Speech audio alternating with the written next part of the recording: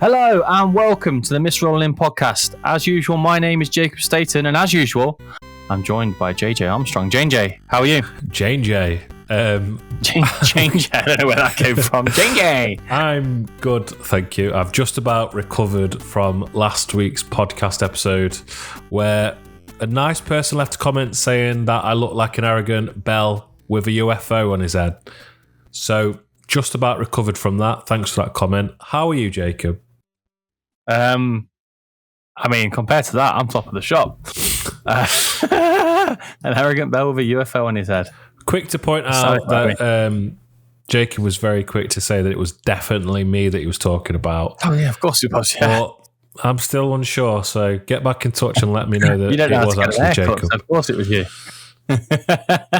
Anyway, moving on. We're gonna slip and slide as we fall in love straight into our first game of our first Premier League season in 23 years away at St James's Park and Newcastle United. Nice. I think I can describe this game for most Forest fans in 3 words: short, sharp, shock.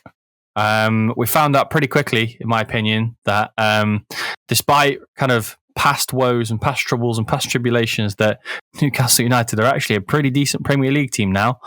And we're not in Kansas anymore, type thing. I think it's very easy to jump straight onto crikey, O'Reilly. This is going to be a long season. We're going down, but we've still got 37 games left. This is a team that I think will do, if they can keep their first team fit and in the absence of any European competition. I think they'll do pretty well. I think they'll be kind of the surprise, non-surprise package of the season. And I don't know, it's easy to sit here and say that following a 2-0 loss, but yeah, it's a bit of a surprise at how we played, but not a surprising result, I suppose. Yeah, I completely agree with that. I think I expected us to have a bit of a better start. I thought we'd give them a bit more of a go. Maybe we could have nicked it. It was quite evident pretty early doors that wasn't going to be the case. So that was a bit of a shock in that respect.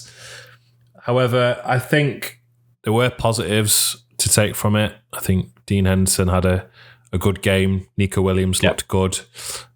We know areas where we're going to need to improve tactically going forward.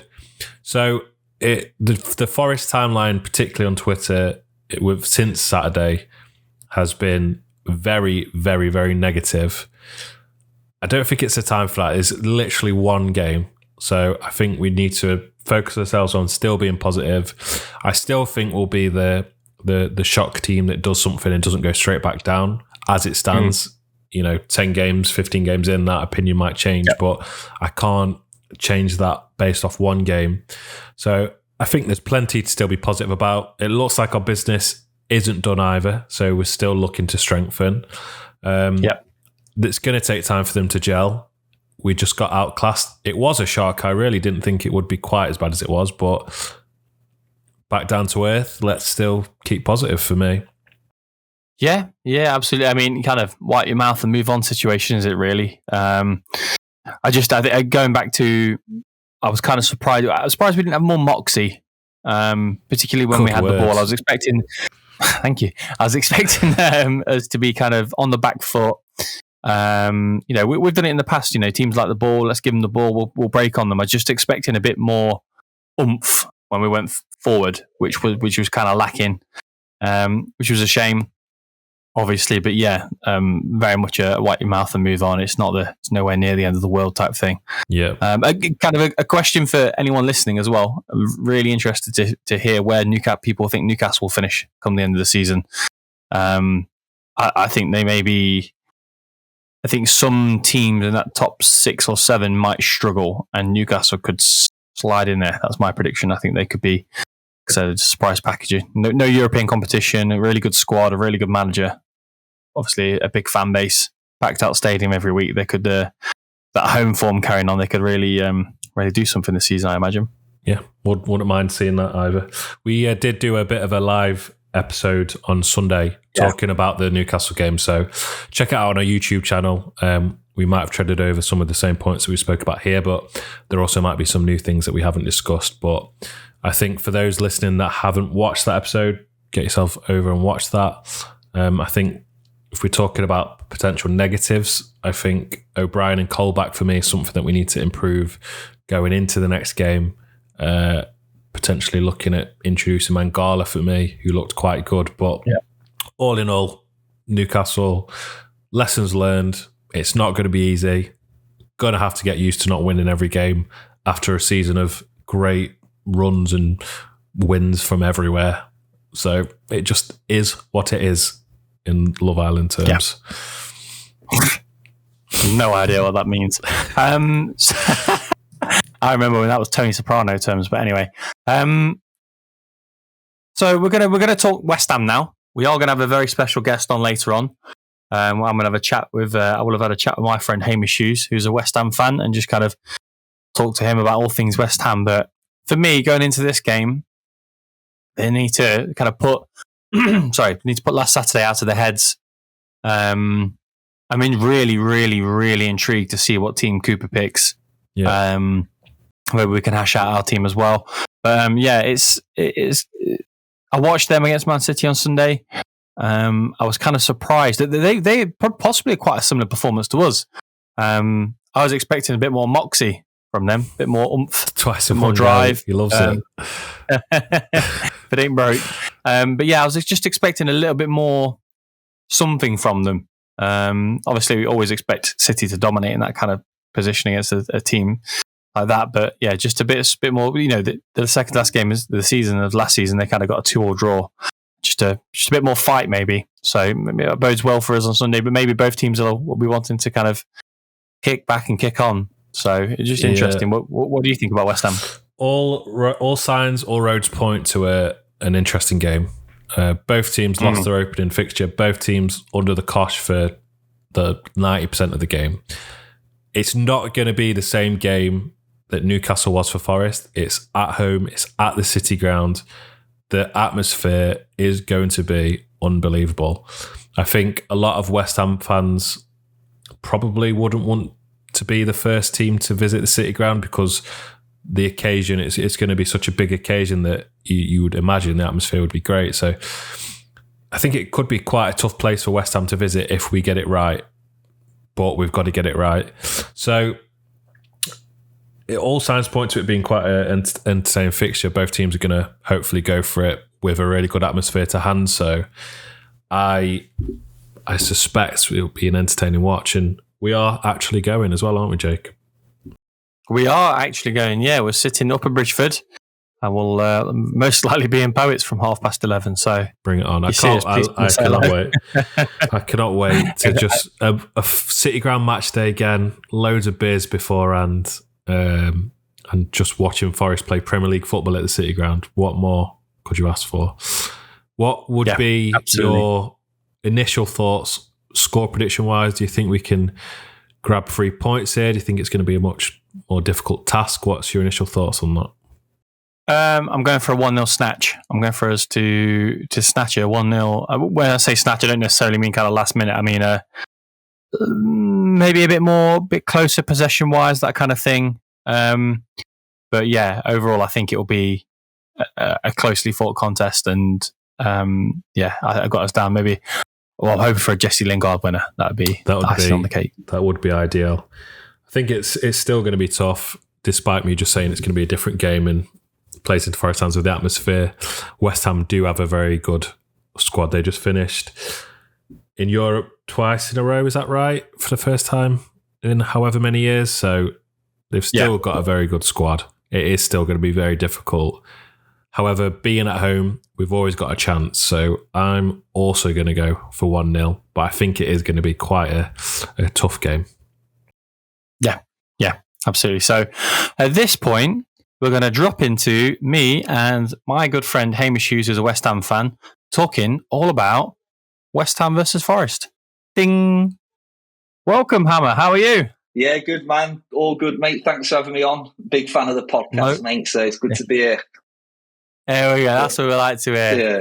Tick number 1 off. There you go. Yeah, man. So I suppose we'll jump straight in. Obviously, a lifelong West Ham fan like yourself, you've suffered probably not as much as the unfortunately. Probably not suffered as much as the standard Forest fan, but how's life now as a Hammers fan? To be honest, it's been the best side we've had since I've been a West Ham fan, which admittedly isn't saying a great deal. But the way that Moyes, he took over when we were second bottom after the disaster that was Pellegrini. And since then, it's just been upward momentum. So, the last 2 years, we've got a really good team together now. But before that, not so much. And kind of the players you've signed this summer, is there anyone stands out for you, or is there anyone that you'd still like to bring in as well? Well, signings-wise, Scamacca hopefully is going to be that number 9 we've needed for years, because obviously Forest fans will know Antonio is more of a wide player who's been converted as a striker for the last 2 years. And he has been really good up front, but you just can't rely on him week in, week out with his injuries and just really inconsistent. So Scamacca's the one that we're hoping will be the number 9. I was reading today that Kostic is out, isn't he? He's going somewhere for 15 million. I didn't realise you'd spent 30 million on him. I'd literally... Kostic. Vlasic, sorry.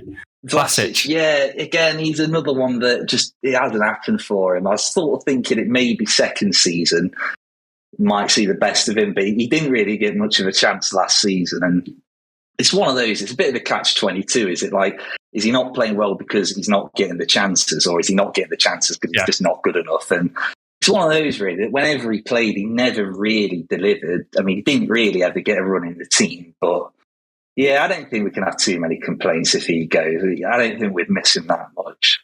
No. So, no, I can't remember where he was going, but I do remember it was about 15 million. So I suppose so it's not great. It's a huge loss after one season, but it's not the worst of anything that's happened like that, is it? So we got a history. We signed Haller for 50 million and sold him for 20 million 2 years later. So and then he's gone back to Dortmund for like 50 million. So. Exactly. So it's what it is. Yeah, so I suppose outside of those new signings then, and obviously we've already discussed Antonio. Who's the danger player for you? Who's going to come to the City Ground and mess our Sunday afternoon up?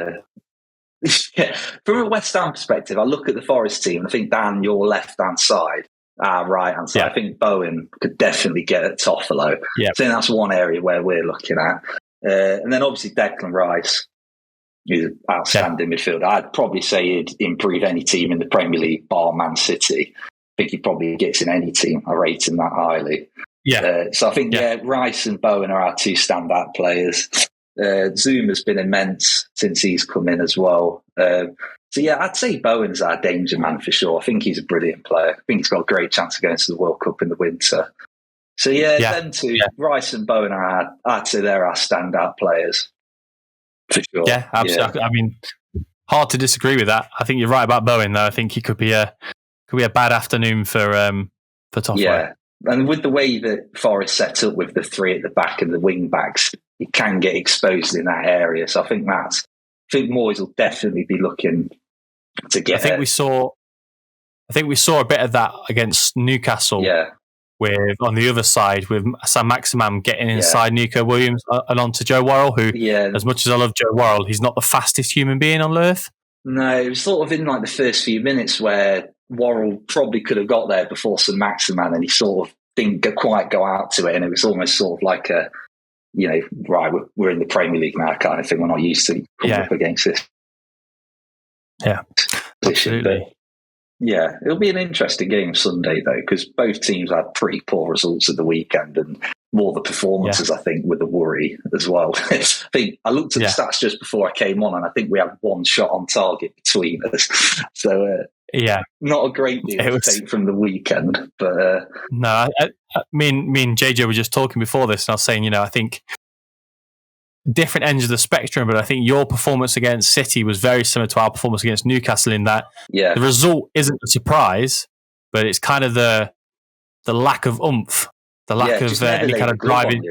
Never did anything all game, And you always just think in any game you're going to have like a 5-10 minute period where you create a few chances, get a few corners, put a bit of pressure on. It just never happened. The only thing I'm taking from it is we've probably got our hardest game of the season. But yeah, it wasn't a great start at all. Just absolutely nothing good came from that, really. I mean, in fact, it was only 2, probably the only good thing. It's not too bad on the goal difference. No, exactly. Because it could have been 4 or 5, really, easily. Yeah, absolutely. And I suppose, like, final thing then, I've making the bold prediction of 1-0 Forest on Sunday. I think it'll be a bit more 50-50 than our matches. The matches last weekend, I think it'll be a bit cagey given last weekend. But I think it'll be a kind of, not necessarily a snatch and grab, a kind of, we'll claw a 1-0 out of you type thing. What do you think? Yeah. Well, I think before the weekend, I was quite nervous about, because I always think playing a newly promoted side right at the start of the season is always a bit of a nightmare. Like you see it with Fulham against Liverpool. And the atmosphere. And Bournemouth as well. Yeah. And the atmosphere on Sunday is just going to be absolutely incredible. But I think really from a West Ham perspective, it's a game we want to be winning, really. No disrespect, but, a newly promoted team, we want to be going for sort of top 6, 7 again like we have the last couple of years. But yeah, I think probably just nicky 1, but I do think it'll be a really close game. I think both teams will be a lot more open than what they were in the first 2 games as well. So yeah, I'm just hoping Lingard doesn't score, because I think it's nailed on that he's going to get the winner like he did for United last season. So, but yeah, it'll be interesting. The Lingard factor ahead of the games, all the big talk. Interesting game. But yeah, I'll go with 2-1 West Ham win. I think we'll just nick it, but I think it'll be really close. Yeah, absolutely. Well, thank you very much for joining us, mate. We'll hopefully have you on for the return leg as well later on in the season. Yeah, and it's great to be on, mate. I love the podcast as well, mate. So yeah, keep it up, man. Cheers, my mate. Thank you very much. Nice. And all the best for your Premier League season. Yeah, you too, man. You too. See you soon, bro. Now we're going to fly into some any other business, some AOB. Now I'm looking at our list we've got here. We're looking at Moreno from Real Betis, the left back. We look to have agreed a fee for this guy, and then he's actually decided that he wants to stay in Seville. So didn't fancy it. I mean, it's a weird. If I'm looking at this from the hopefully from the inside looking in type thing, and I'm thinking if I'm a left back who's being approached now to join Forest, where am I going to sit in this? In this number of, so if you say we've got Omar Richards, who's clearly the first choice, you've got Toffolo, who's clearly the backup in case we go down, and then we got this third one that's looking to come in. Where am I going to sit when everyone's fit? That's my question, because, and maybe that's the same question he's asked. Do I want to leave a gorgeous hot city in Spain? I'm not saying that Nottingham's not gorgeous. I love this town, but this city. But yeah, it's to sit on the bench in a foreign country is maybe not everyone's cup of tea. Yeah, I think he'd come in as first choice. He looks like he had real quality. Omar Richards possibly could be out for longer than they suspect. It's hard to tell with that. If we're already looking for a number 2 for a backup or a first teamer, then I would suggest that Omar Richards, his leg is a bit more fractured than we've been led to believe. Yeah, I think it's a position we definitely do need to look at, because he might change opinion, he might grow into it a bit more, but Toffolo certainly looked like a backup option on Saturday. He looked quite out of his depth. He might grow into it, he might become a really useful asset to us, and when Omar Richards comes back, he might be fighting for that starting spot. We don't know. But as it stands, based on what we've seen, I think it's an area that we could do to strengthen and improve on. It's worth having backup anyway. Still not sure Colback is the right backup for that in the Prem. So it makes sense. Maybe, I don't know what went wrong and why he decided to sort of stay at Betis, even though he'd agreed a deal, apparently. Yeah. Maybe he saw that corner routine at Newcastle and decided not to join. But just a bit of a strange one, really. It seemed like quite a few people were quite excited about him coming in as a really positive addition to the squad. So not too sure what went on there. Sounds like we could have done to use him, but there's the links to the Emerson guy that was at Chelsea that was at loan. I think Emerson. It was Palmieri. I think he was at Lyon last season.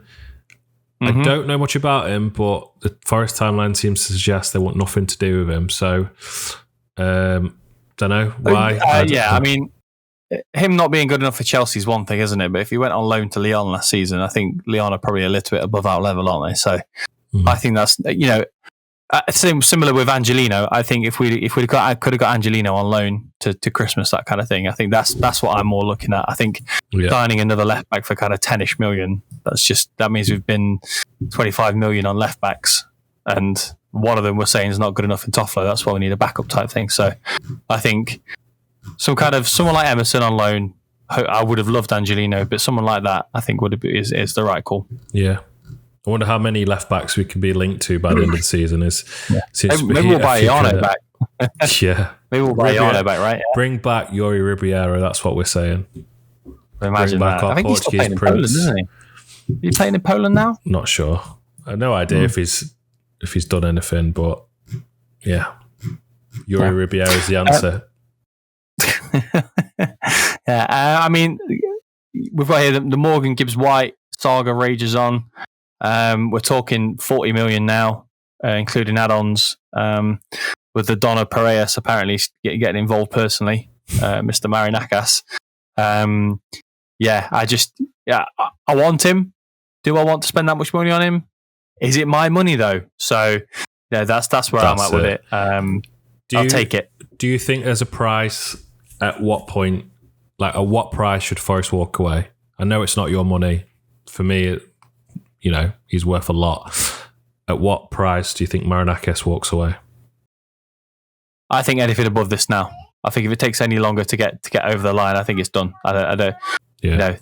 I think the one where it was 25 with add-ons taking it to 30. I feel like that's the last one, solid one I heard. That was a fair price, maybe. There was a 25 million one with 17 in add-ons, which is huge. Lordy me. But the add-ons must have been like unachievable. Oh, is that the one where I think I've heard that a lot of those add-ons weren't realistic? Maybe like, anyone who's played Football Manager will know, like, he set to 100 caps for England, or he scores 1,000 goals with his head or something, that kind of thing. I wonder.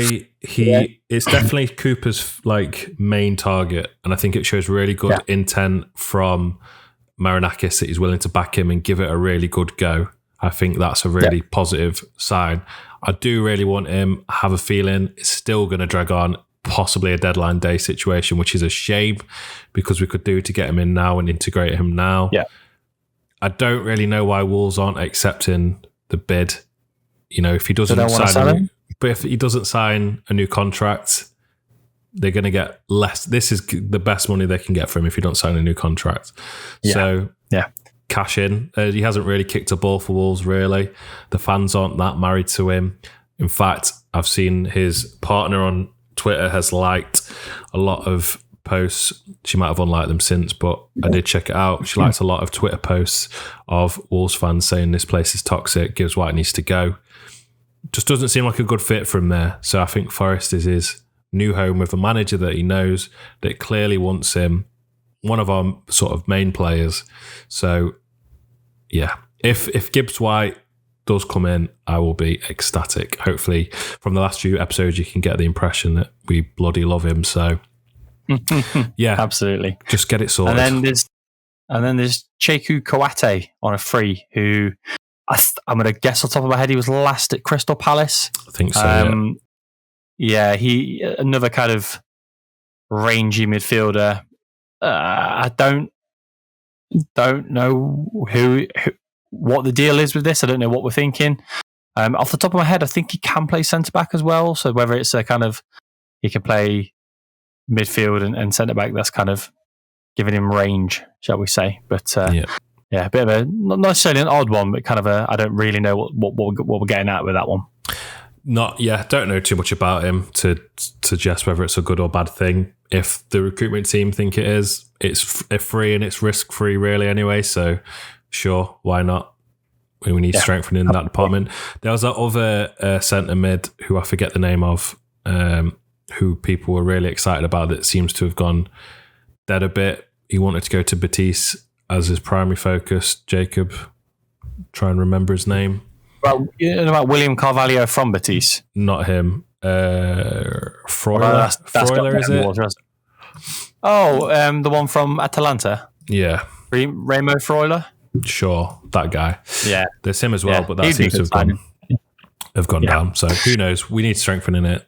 Just make sure it's the right person. One thing I forgot to add to any other business. Go on. We're looking to rip up and terminate the contract of Harry Arter. Yeah, I read that article on The Athletic earlier, where the issue with that is being that because we got promoted, he's actually an automatic 1-year extension and an automatic pay rise. Ridiculous. So he's now on even more money for an even longer amount of time. So I imagine we're going to have to sign off a huge check for that geezer. Yeah, just one of the last remnants of bad business from Forest. That I think a bit of a clanger. I'm guessing that he was already on 25.